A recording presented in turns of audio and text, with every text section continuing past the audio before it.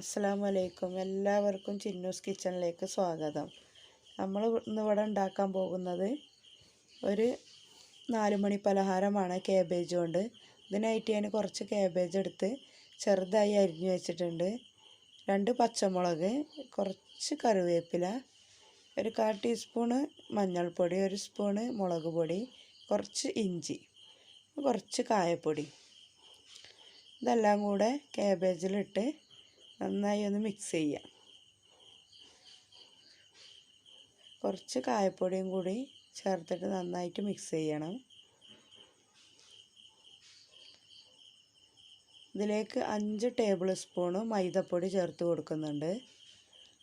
നിങ്ങൾക്ക് വേണമെങ്കിൽ അതിലേറെ കൂടുതൽ വേണമെങ്കിലും ചേർക്കാം. ഞാനിവിടെ 5 ടേബിൾ സ്പൂണാണ് ചേർത്തിട്ടുള്ളത്.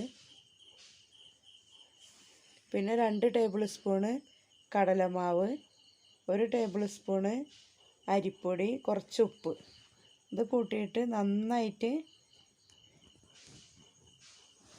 മിക്സ് ചെയ്യുക. ആവശ്യത്തിന് വെള്ളം ഒഴിച്ചിട്ട് നന്നായിട്ട് മിക്സ് ചെയ്യണം. നന്നായി കൈകൊണ്ട് തന്നെ മിക്സ് ചെയ്ത് ഈ പരുവത്തിലാക്കിയെടുക്കണം. ഇതിലേക്ക് ഞാൻ കുറച്ച് പെരുംജീരകം ചേർക്കുന്നുണ്ട്. നല്ലൊരു ഫ്ലേവറിന് വേണ്ടിയിട്ടാണ് പെരുംജീരകം ചേർക്കുന്നത്. ഈ പരുവത്തിലാവണം നമ്മുടെ മാവ്. ഞാൻ എണ്ണ ചൂടാക്കാൻ വേണ്ടിയിട്ട് വെച്ചിട്ടുണ്ട്. എണ്ണ ചൂടായതിന് ശേഷം ഓരോ സ്പൂണ് വീതം ഇതിലേക്ക് ഇട്ട് കൊടുക്കാം. നല്ല ചൂടായതിന് ശേഷം ഇട്ട് കൊടുത്താൽ മതി. കുറേശ്ശെ സ്പൂൺ കൊണ്ട് കോരി ഒഴിച്ചെടുക്കാം.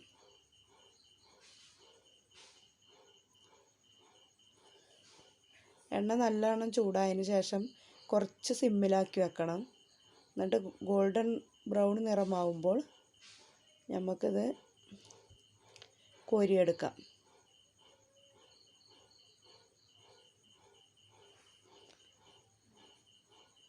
നല്ല ഗോൾഡൻ ബ്രൗൺ നിറമായിട്ടുണ്ട്.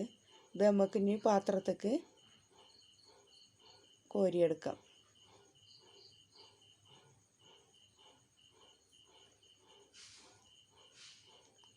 ഇതെല്ലാവരും ട്രൈ ചെയ്ത് നോക്കണം. 4 മണി ചായൻ്റെ കൂടെ ആയാൽ എല്ലാവരും സബ്സ്ക്രൈബ് ചെയ്യണം ചിന്നൂസ് കിച്ചണ്. അസ്സലാമു അലൈക്കും.